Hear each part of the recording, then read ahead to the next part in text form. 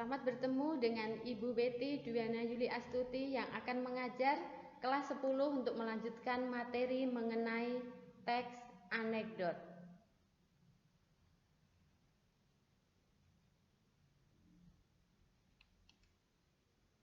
Pada bab 3 ini kalian akan mempelajari mengenai teks anekdot, yaitu mengenai definisi, kemudian makna tersirat, kemudian menyimpulkan makna tersirat, menganalisis struktur dan menyusun teks anekdot. Pengertian anekdot, kemudian ciri dan jenis anekdot. Pengertian anekdot dalam Kamus Besar Bahasa Indonesia, anekdot adalah cerita singkat yang menarik karena lucu dan mengesankan, biasanya mengenai orang penting atau terkenal dan berdasarkan kejadian yang sebenarnya. Ciri-ciri dari anekdot yaitu menceritakan orang penting, memiliki tujuan tertentu, menyindir, menggelitik, dan mengandung humor. Ada juga kisah ini menyerupai dongeng, jadi seperti dongeng. Kemudian cerita terhubung umum dan realistis. Jenis anekdot ada berdasarkan peristiwa, berdasarkan tokoh, dan berdasarkan tujuan. Jenis teks anekdot berdasarkan peristiwa, anekdot non-fiksi yaitu menceritakan peristiwa nyata.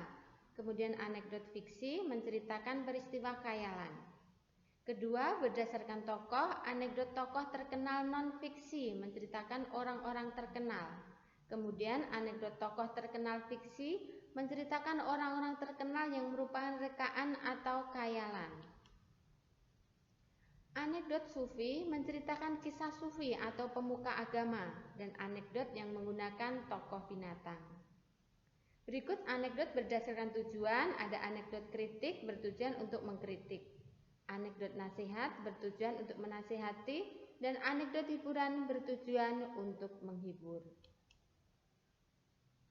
Mengevaluasi makna tersirat dalam teks anekdot yaitu mengenai mendata pokok isi anekdot dan cara mengidentifikasi makna tersebut. Mendata pokok-pokok isi anekdot dengan cara membaca teks anekdot dengan seksama, kemudian mengidentifikasi pokok-pokok isi dan mencatat pokok-pokok isi. Mengidentifikasi makna tersirat dalam anekdot bisa dilakukan dengan membaca teks dengan seksama, kemudian menyimpulkan makna dan menganalisis pesan atau kritik di dalam dialog tersebut atau dalam anekdot tersebut. Menyimpulkan makna tersirat, langkah-langkahnya yaitu membaca keseluruhan, memahami unsur-unsur, menangkap aspek lucu, konyol, dan menjengkelkan dalam teks tersebut, dan menangkap makna tersirat berupa kalimat sindiran atau amanat dari anekdot tersebut. Selanjutnya, bagian berikutnya adalah menganalisis struktur dan kebahasaan dalam anekdot. Struktur anekdot meliputi abstraksi, orientasi, krisis, reaksi, dan koda. Pertama, abstraksi menjelaskan tentang latar belakang dan gambaran umum suatu teks terletak di awal paragraf. Kedua, orientasi menjelaskan mengapa peristiwa utama dalam cerita terjadi. Bagian ini menjadi penyebab timbulnya krisis atau komplikasi. Ketiga, krisis atau komplikasi ini bagian yang paling utama atau penting dalam anekdot, yaitu yang mengandung kritikan atau humor dalam bagian krisis atau komplikasi. Keempat, reaksi. Bagian ini berisi respon atau tanggapan atas krisis yang terjadi. Dan terakhir adalah koda, merupakan kesimpulan. Bagian ini menandakan akhir dari sebuah cerita.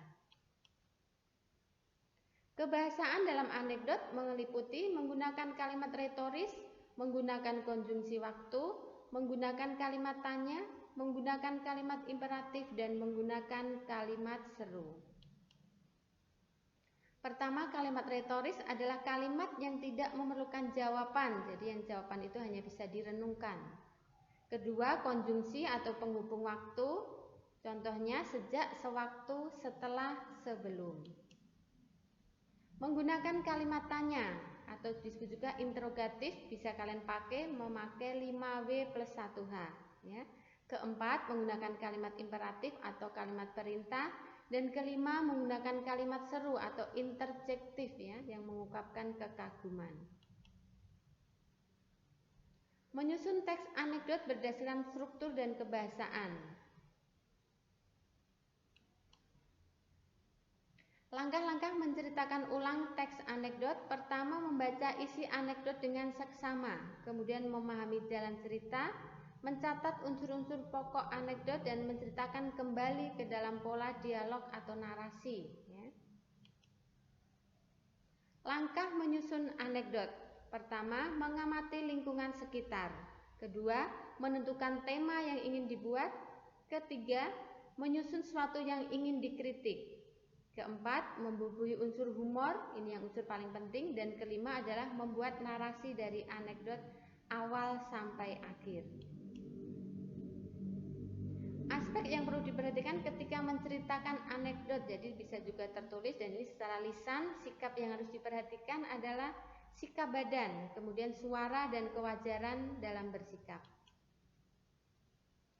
Contoh teks anekdot ya, ini ada contoh teks anekdot hukum penjara seumur hidup untuk pencuri ikan. Ini sudah Ibu beri contoh, ada strukturnya meliputi abstraksi, kemudian orientasi ya. Abstraksi di awal, kemudian orientasi itu sesudah abstraksi.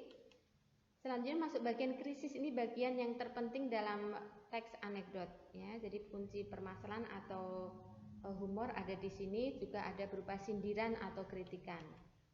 Kemudian reaksi, dan yang terakhir adalah koda atau penutupnya. Itu tadi materi mengenai teks anekdot. Berikutnya tugas yang harus kalian kerjakan adalah kalian akan mencari contoh teks anekdot dan menganalisis berdasarkan struktur dan kebahasaannya. Yang kedua, mencari contoh teks humor.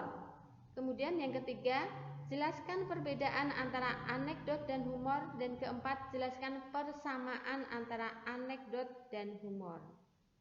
Demikian mengenai materi teks anekdot untuk anak-anak Ibu di kelas 10 ya. Kalian bisa membaca, kalian bisa merangkum, kemudian mengerjakan tugas yang sudah diberikan. Sekian dan terima kasih.